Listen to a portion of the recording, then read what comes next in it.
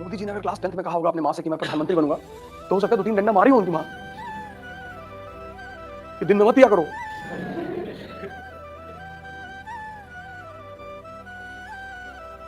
क्या क्लर्क का एग्जाम निकालना मुश्किल है और तुम प्रधानमंत्री बनोगे? तुम राजा हो और अपने आप को मान लो कि हम राजा है, पर इसका मतलब ये नहीं कि राज चलते किसी को तमाचा मार दिया।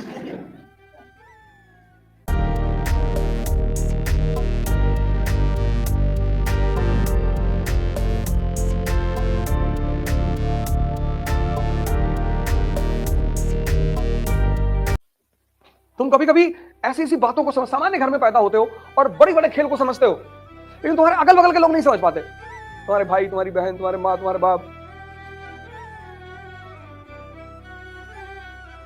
मोदी जी ने अगर क्लास 10th में कहा होगा अपने माँ से कि मैं प्रधानमंत्री बनूंगा, तो हो सकता है 2-3 डंडा मारी हो उनकी माँ कि दिन में मत पिया करो।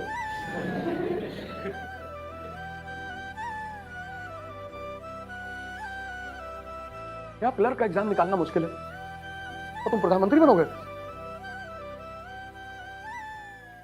दोपहर में लगा लेते हो।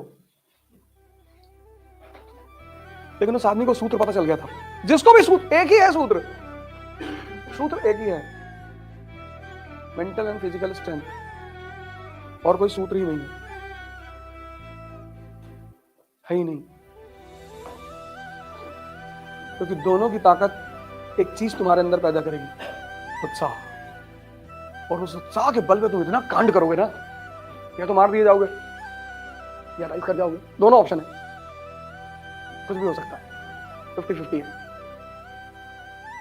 और जो लगन लिखाना है तो इसी में से 10, 20, 50 नोट करके पॉइंट आके डिक्टेट कर दें, उससे फायदा क्या होगा? ये सीख रहे हो जो अभी क्लास चल रही है, दिमाग में दर्द हो रहा होगा, मजा भी आ रहा होगा। तुम राजा हो और अपने आप को मान लो कि हम राजा है, पर इसका मतलब ये नहीं कि राज चलते किसी को तमाचा मार दिया। राजा जैसा एटीट्यूड डेवलप करना शुरू कर दो बस। सबसे बात नहीं करना है, सबसे डिस्कस नहीं करना है। भैया योगी जी पावर में नहीं आएंगे, हाँ ना हमसे ठीक, अखिलेश भैया आ रहे हैं, आने दो, हम तो दोनों के राज में रहेंगे मंत्री, कोई भी आए। तुम राजा हो, राजा, ब्यूरोक्रेट। ना तुम हिंदू हो, ना मुसलमान हो, ना दलित हो, ना ब्राह्मण हो, और अगर ये सब हो तो मत करो तैयारी, आज ही मौका है, छोड़ दो। तुम बनोगे वही जो तुम्हारी सोच है, उससे ज्यादा कुछ भी नहीं बनोगे। हाँ, पर समय समय पर तुम्हें इन चीजों को यूज करना पड़ेगा। ऐसा नहीं कि खत्म ही कर दो, रिमेंबरेंस के तौर पर रखे रहो, कभी कभी तुम्हें यूज करना पड़ेगा, करो। अभी पता नहीं कहाँ एमपी का शायद कोई कॉलेज था जिसमें लड़के स्ट्राइक कर रहे थे ऑफलाइन क्लास में, वो कि एग्जामिनेशन बढ़ाओ। कलेक्टर क्या हुआ था, पूछ रहा था लड़कों से सवाल, एक भी सवाल का जवाब नहीं दे पा रहे थे। कहा मैं भी इलाहाबाद यूनिवर्सिटी से पढ़ा हूं, है नहीं हम लोग एग्जामिनेशन डेट बढ़ाएंगे, कर रहे थे 6 महीने से, नहीं वो सब अलग बातें हैं।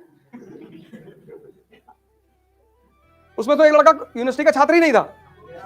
कहा मैं छात्र नहीं था, कहा कौन से कोर्स में हो, कहा मैं पहले कोर्स में था। बोले बेटा हट जाओ, नहीं तो तुमको तो रासुका लगाएंगे तुम्हारे ऊपर।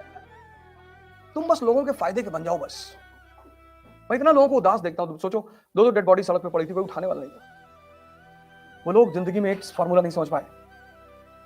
अपनी यूटिलिटी बनाओ, every day, every second, every hour. कौन गाली दे रहा है, कौन तारीफ कर रहा है, कौन खाने बुला रहा है, मतलब ही नहीं। तुम्हारी प्रॉब्लम क्या है कि जब तुम्हें लोग गाली देते हैं उस पर तो तुम अटेंशन देते हो, तुम्हें लोग जब एंटरटेन करते हो तुम उस पर भी अटेंशन देते हो। तो तुम तैयारी करने लगे, खूब सीरियसली आईएएस की तैयारी करने लगे, तुम्हें मजा आने लगा पढ़ाई में खूब।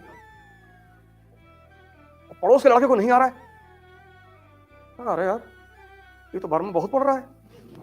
बोले तब, बोले बताते रुको। बोले वर्मा, बोले हाँ गोवा चलोगे? वर्मा ने कहा हमारे पास पैसा ही नहीं, पापा 6,000 रुपया भेजते हैं, 2,000 कमरे चला जाता, पैसा ही नहीं बचता, हम दे रहे ना, अब दोस्ती में पैसा लाओगे। अब वर्मा के दिमाग में आया कि 1 हफ्ता गोवा में हरामखोरी मजा लिया जाएगा, और वर्मा जी चले गए गोवा। ये सोच के गए कि मेरा पैसा थोड़ी लग रहा है, बर्बाद करने के लिए इन्वेस्टमेंट भी करनी पड़ती है कभी कभी।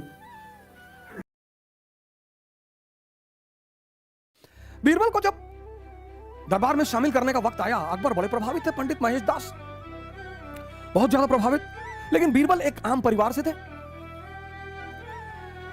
अब अकबर के सामने समस्या यह थी कि कैसे सामंतों को, कैसे इन शाही लोगों को तैयार किया जाए कि एक आम आदमी को दरबार में बैठने की अनुमति मिले, उसको शाही दर्जा मिले। अकबर ने बुलवाया बीरबल को, महेश दास को, कि दरबार में आओ, वहीं पर विचार करेंगे। अब कहानी पर गौर करिएगा सर, कहानी का संदेश क्या है? कहानियां सिर्फ सुनने के लिए नहीं होती, हर कहानी में एक संदेश है। अगर उस संदेश को आपने पकड़ लिया तो कहानी का मूल आपके लिए कीमती हो जाएगा।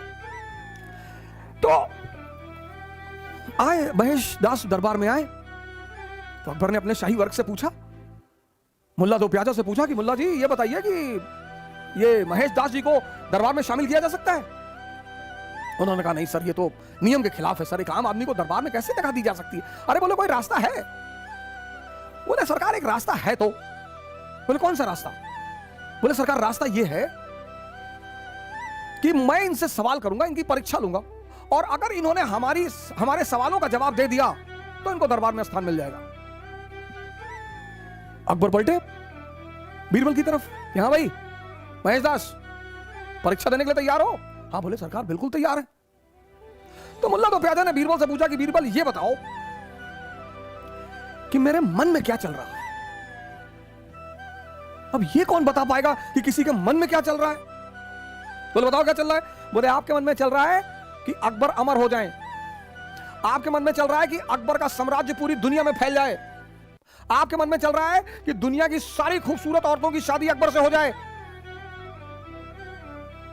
अकबर ने पलटकर मुल्ला की तरफ देखा, कहा मुल्ला क्या चल रहा है? बोले सरकार बिल्कुल यही बातें मेरे मन में चल रही। अब ये चीज किस स्कूल में पढ़ाई जाती है सर? कहां बताइए हमें। लेकिन ये विकसित कैसे होती है? शिक्षा से सर।